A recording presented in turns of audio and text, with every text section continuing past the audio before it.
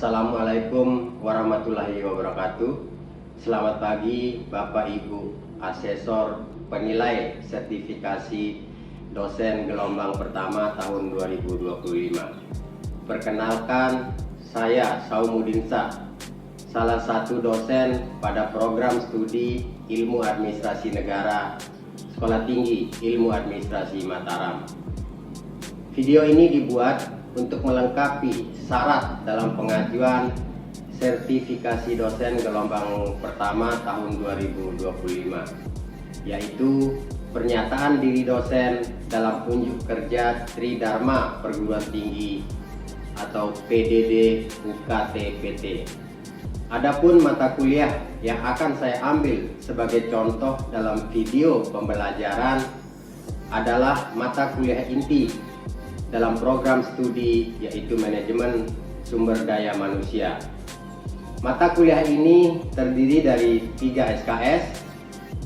Kemudian setelah mengikuti mata kuliah ini, mahasiswa diharapkan memiliki kemampuan yang meliputi: pertama, memahami sejarah perkembangan manajemen sumber daya manusia; kedua, menjelaskan manajemen sumber daya manusia perspektif administrasi publik; kemudian memahami pengertian dasar, konsep, teori, dan ruang lingkup manajemen sumber daya manusia sektor publik; kemudian memahami dan menjelaskan apa dan bagaimana perencanaan sumber daya manusia di sektor publik; selanjutnya memahami dan menjelaskan apa dan bagaimana analisis jabatan dan klasifikasi pegawai.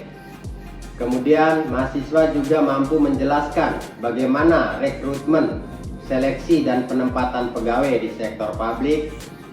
Kemudian memahami bagaimana pelatihan dan pengembangan pegawai.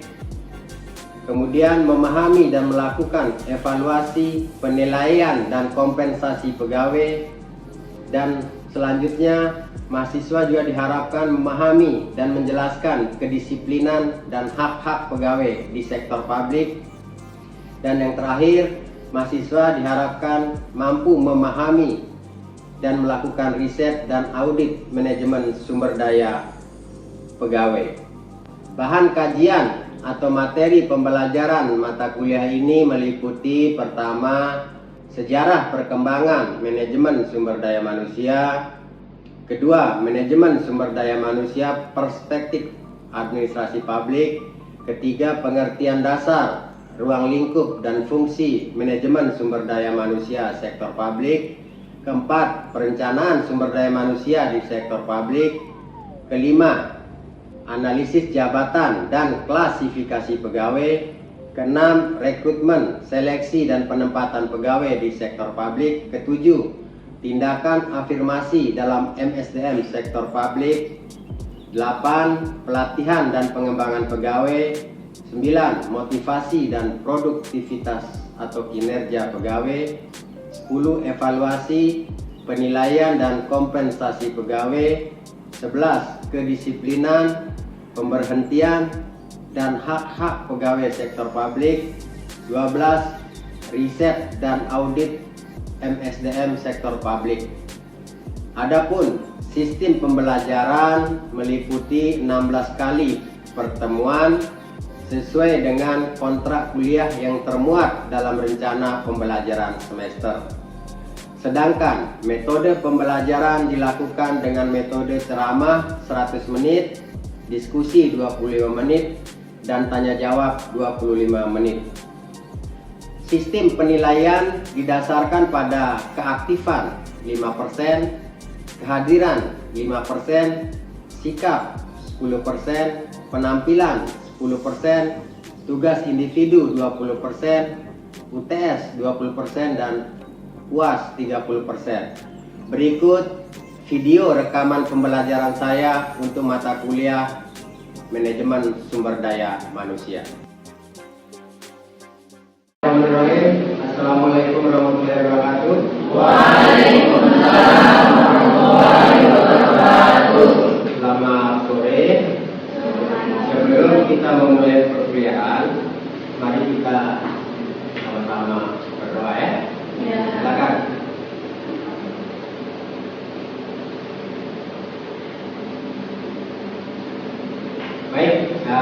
saya mencoba pada pertemuan ketiga ini mengenai pengertian manajemen sumber daya manusia, ruang lingkup dan fungsi manajemen sumber daya manusia, di mana pengertian manajemen sumber daya manusia secara harfiah adalah merupakan paduan dari pengertian manajemen dengan sumber daya manusia. Jadi di situ ada dua kata, ya, manajemen dan sumber daya manusia. Ada yang memahami atau mengerti tentang arti kata manajemen? Ya, coba. Manajemen. Mengelola, merencanakan.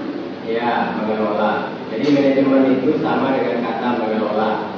Sedangkan di dalam manajemen itu sendiri ada beberapa fungsi dari manajemen itu. Salah satunya tadi perencanaan, ya, perencanaan, kemudian pengorganisasian, kemudian pelaksanaan, nanti ada evaluasi atau pengawasan, ya. Nah, sedangkan pengertian manajemen sumber daya manusia secara makro merupakan keseluruhan potensi tenaga kerja yang terdapat di dalam suatu negara atau daerah sehingga dapat menggambarkan jumlah angkatan kerja dari suatu negara. Selanjutnya, secara mikro, manajemen sumber daya manusia itu mengandung pengertian merupakan segolongan masyarakat yang memenuhi kebutuhan hidupnya dengan bekerja pada suatu unit kerja atau organisasi tertentu, baik pemerintah maupun swasta. Ada beberapa ahli yang mencoba memberikan pengertian tentang manajemen sumber daya manusia. Menurut Edwin P. Blipo, manajemen sumber daya manusia merupakan perencanaan, pengorganisasian, pengarahan, dan pengawasan daripada pengadaan, pengembangan, pemberian balas jasa, pengintegrasian, pemeliharaan, dan pemisahan sumber daya manusia ke suatu titik akhir di mana tujuan-tujuan perorangan, organisasi, dan masyarakat terpenuhi. Jadi kata manajemen dalam sumber daya manusia itu adalah perencanaan, pengorganisasian, pengarahan, dan pengawasan. Kenapa ada perencanaan di dalam pengelolaan sumber daya manusia dalam suatu organisasi? Biasanya sesuatu yang direncanakan pasti akan memiliki hasil yang baik. Ya, jadi di dalam suatu organisasi, ketika membutuhkan tenaga kerja atau sumber daya manusia yang baik, perlu ada perencanaan dalam proses apa? Dalam proses rekrutmennya, ya. Kemudian menurut Andre F. Sikula, manajemen sumber daya manusia adalah proses penarikan, penyeleksian, penempatan, indoktrinasi, pelatihan, dan pengembangan sumber daya manusia oleh dan di dalam suatu perusahaan. Nah, suatu organisasi yang sudah memiliki sumber daya manusia, ya, sebuah organisasi, di sana kan ada orang-orang yang bekerja, ya. Nah, orang-orang yang bekerja itu ketika suatu zaman berubah untuk mengikuti perkembangan zaman, supaya tidak pemborosan, pegawai atau SDM yang sudah ada diperlukan pendidikan dan pelatihan sehingga kemampuan SDM di dalam organisasi itu dapat menyesuaikan dengan kebutuhan zaman dan kebutuhan organisasi.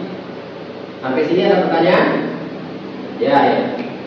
Kenapa SDM itu harus di-manage atau dikelola? Ya, nah, seperti kita ketahui, ya, sumber daya manusia itu, ya, salah satu aset yang paling berharga dalam suatu organisasi, salah satu harta ya yang dimiliki oleh organisasi. Tanpa sumber daya manusia, organisasi itu tidak dapat berjalan, tidak dapat mencapai tujuan yang sudah ditetapkan. Jadi, ya, sebuah organisasi atau perusahaan itu pasti punya tujuan. Ya, dia dibentuk sebuah organisasi atau perusahaan pasti punya tujuan. Betul ya? Nah, tujuan organisasi atau perusahaan itu dituangkan ke dalam apa yang namanya? Apa namanya? Biasa disebut visi dan misi ya. Nah, kenapa SDM ini perlu di-manage? Seperti saya katakan tadi, tanpa sumber daya manusia, sebuah organisasi tidak dapat berjalan dengan baik. Sehingga perlu dikelola ya. Dikelola itu banyak. Salah satunya misalnya diberikan tadi saya bilang pendidikan dan pelatihan, ya. Kemudian diberikan melanjutkan pendidikan ke jenjang yang lebih tinggi, ya. Oke ya. Itu salah satunya. Oke.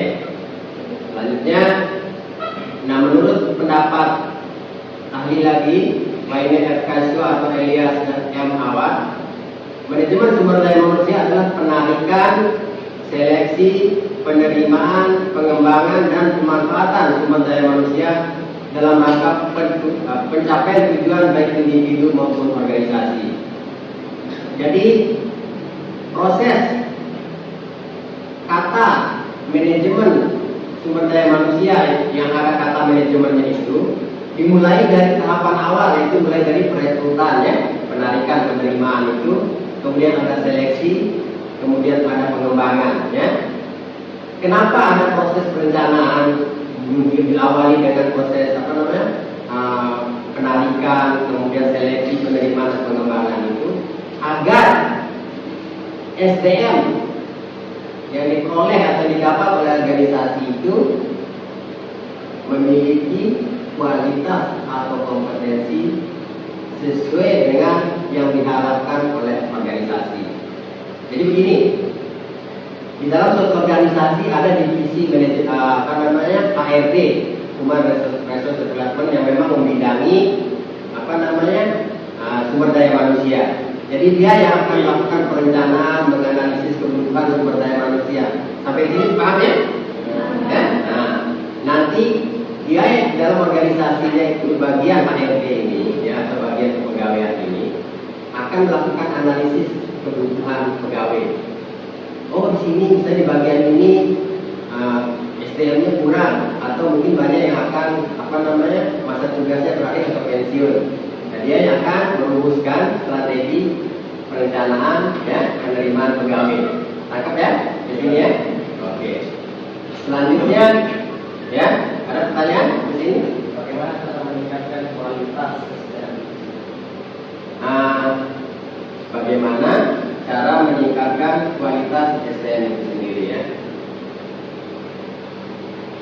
Umumnya dalam sebuah organisasi memang kualitas SDM sangat dibutuhkan ya. Nah, cara meningkatkan kualitas SDM itu secara umum biasanya dilakukan dengan pendidikan dan pelatihannya, sehingga SDM itu dengan pendidikan dan pelatihan bisa memiliki tingkat keahlian yang dibutuhkan oleh organisasi sesuai dengan perkembangan dan kebutuhan organisasi di era modern saat ini ya. Saya dipanggilnya oke. Kemudian beberapa ahli juga yang memberikan pengertian tentang SDM ini adalah Gary Gessler. Kebijakan dan praktik yang dibutuhkan seseorang untuk menjalankan aspek orang atau sumber daya manusia dari posisi seorang manajemen meliputi perekrutan, penyaringan, pelatihan, dan penimbalan dan penilaian. Jadi di dalam manajemen sumber daya manusia ini juga membicarakan tentang imbalan, ya, karena imbalan ini sangat berkaitan dengan kinerja SDM atau kinerja pegawai. Ketika imbalan atau kompensasi atau gaji diberikan sesuai dengan standar yang telah ditetapkan baik itu, maka pegawai akan termotivasi untuk bekerja secara maksimal pada organisasi tersebut. Paham ya? Jadi imbalan juga merupakan salah satu faktor motivasi pegawai bisa memiliki kinerja yang baik atau maksimal. Ya. Kemudian Bambang Wahyudi, manajemen sumber daya manusia adalah ilmu dan seni atau proses memperoleh, memajukan atau mengembangkan dan memelihara tenaga kerja yang kompeten sedemikian rupa sehingga tujuan organisasi dapat tercapai dengan efisien dan ada kepuasan pada diri pribadi. Jadi SDM adalah dalam mengelola manajemen sumber daya manusia itu adalah ilmu dan seni. Ya, di dalam manajemen sumber daya manusia atau mengelola sumber daya manusia itu merupakan sebuah ilmu dan seni bagi seorang pemimpin organisasi. Kenapa dikatakan dia itu adalah ilmu dan seni? Karena di dalam sebuah organisasi tidak mungkin semua pegawai atau SDM itu memiliki sifat yang sama, beda-beda karakternya. Di dalam sebuah organisasi, pegawai-pegawainya pasti beda-beda karakter. Dan di sana dibutuhkan kemampuan ilmu, pengetahuan, dan seni bagi pemimpin organisasi untuk mengelola SDM-nya sehingga SDM-nya itu bisa memberikan kontribusi yang besar bagi kemajuan organisasi tersebut. Ya. Kemudian pemimpin organisasi juga harus mampu memelihara SDM tersebut. Ya, memelihara itu artinya menjaga jika SDM itu memiliki kontribusi yang baik besar pada suatu organisasi. Banyak macam cara memelihara SDM itu ya. Tadi ada beberapa faktor motivasi bagi SDM itu ya. Contohnya misalnya tadi itu kalau untuk aparatur sipil negara itu atau pegawai negeri itu biasanya ada tunjangan kinerja, ya, ada bonus-bonus lain yang diberikan oleh pimpinan sehingga pegawai atau aparatur sipil negara itu memiliki kinerja yang baik, ya. Seperti saya katakan tadi di awal itu ada fungsi-fungsi pokok manajemen sumber daya manusia, ya, yaitu fungsi perencanaan, kemudian fungsi pengorganisasian, fungsi pengarahan, dan fungsi pengendalian, ya. Nah, kaitannya dengan ilmu administrasi negara, ya. Administrasi itu adalah proses kerjasama dua orang atau lebih secara rasionalitas untuk mencapai tujuan yang telah ditetapkan. Nah, kalau bicara administrasi negara, ya, proses kerjasama dua orang atau lebih secara rasionalitas untuk mencapai tujuan negara. Jadi negara itu memiliki tujuan. Nah, untuk mencapai tujuan negara itu ada proses kerjasama, ya, badan-badan yang ada di dalam lembaga kenegaraan, ya. Nah, jadi itu keterkaitan dengan ilmu administrasi negara. Nah, fungsi-fungsi operasional manajemen sumber daya manusia itu yaitu pengadaan, pengembangan, dan pemeliharaan. Kenapa di dalam manajemen sumber daya manusia ada pengadaan? Pengadaan dilakukan dengan tujuan untuk menentukan dan memenuhi kebutuhan akan sumber daya manusia, baik secara kuantitatif maupun kualitatif. Yang di dalamnya tadi meliputi bidang-bidang atau fungsi-fungsi manajemennya. Kemudian ada penarikan, ada seleksi, ada penempatan, ada pembekalan. Kemudian pengembangan bertujuan untuk meningkatkan dan mengembangkan kemampuan SDM yang telah dimiliki sehingga tidak akan tertinggal oleh perkembangan organisasi serta pengetahuan dan teknologi. Jadi sekali lagi saya bilang bahwa di dalam sebuah organisasi ada pegawai-pegawai supaya sistem kerjanya itu lebih maksimal. Organisasi atau divisi manajemen sumber daya manusia harus mampu melihat atau membekali pegawainya dengan pengembangan, ya, pengembangan pegawai sehingga pegawai bisa bekerja sesuai dengan kebutuhan dan perkembangan zaman. Kemudian pemeliharaan bertujuan memelihara kebutuhan SDM manusia yang dimiliki, wujudnya berupa rasa betah dan mempunyai kemauan untuk bekerja dengan sebaik-baiknya pada organisasi. Jadi sebuah organisasi atau pemimpin organisasi itu harus mampu membuat SDM-nya betah dalam organisasi itu, ya. Nah, betah itu mungkin dengan kompensasi jabatan, kemudian kompensasi jabatan yaitu pemberian balas jasa atau prestasi yang telah diberikan oleh tenaga kerja. Jadi misalnya ada pola mungkin diberi oleh organisasi itu, misalnya bagi pegawai yang berprestasi diberikan semacam penghargaan, ya. Kemudian integrasi yaitu menciptakan kondisi integrasi atau persamaan kepentingan antara tenaga kerja dengan organisasi yang menyangkut masalah motivasi, kepemimpinan, komunikasi, konflik dan konseling. Kadang-kala misalkan di dalam sebuah organisasi ada dilihat bahwa seorang pegawai ini sebenarnya dia cerdas, tetapi kadang kurang bagus kerjanya.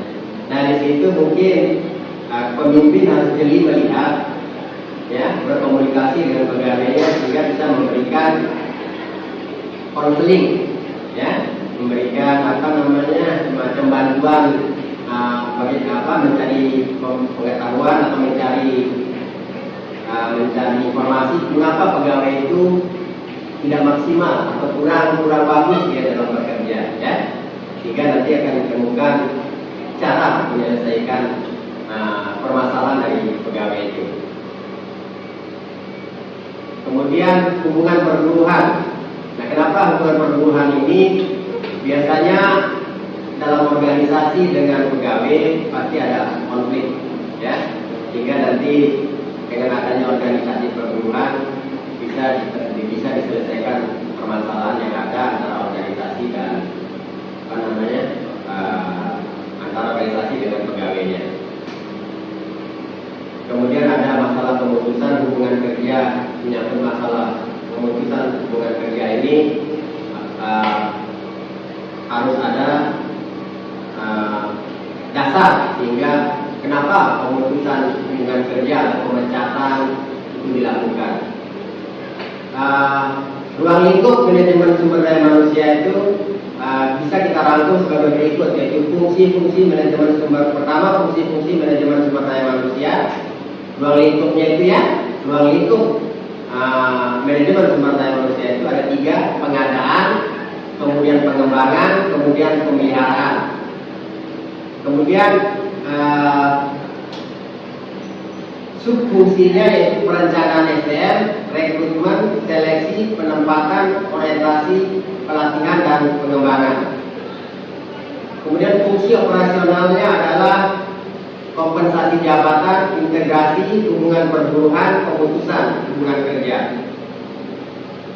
Yang kedua adalah alat-alat manajemen sumber daya manusia, yaitu analisa jabatan, penilaian prestasi kerja, evaluasi jabatan. Kenapa ada analisa jabatan? Jadi begini, harus ada proses analisis jabatan sehingga pegawai-pegawai yang memiliki kinerja yang baik bisa dipromosikan, bisa mengisi jabatan-jabatan yang lebih tinggi. Kemudian ada penilaian prestasi kerja.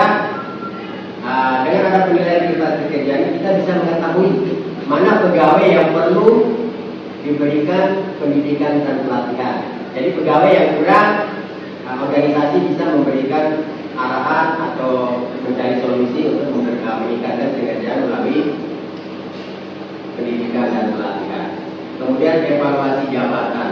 Jadi ada evaluasi yang berkaitan dengan jabatan. Jadi jabatan misalnya di dalam satu bidang ada jabatan-jabatan yang kosong, nanti akan diisi oleh orang-orang yang memiliki kualitas dan kompetensi yang baik, yang bagus, ya. Nah, demikian pertemuan pada sore hari ini. Semoga dapat ditangkap atau dikuasai materi perkuliahan kita pada pertemuan yang ketiga, dan saya harapkan untuk menambah pengetahuan pemahaman tentang mata kuliah ini, silakan saudara-saudara berkreativitas sendiri ya, mencari dengan pada literatur bacaan lainnya. Saya tutup pertemuan kita pada sore hari dengan sama-sama mengucapkan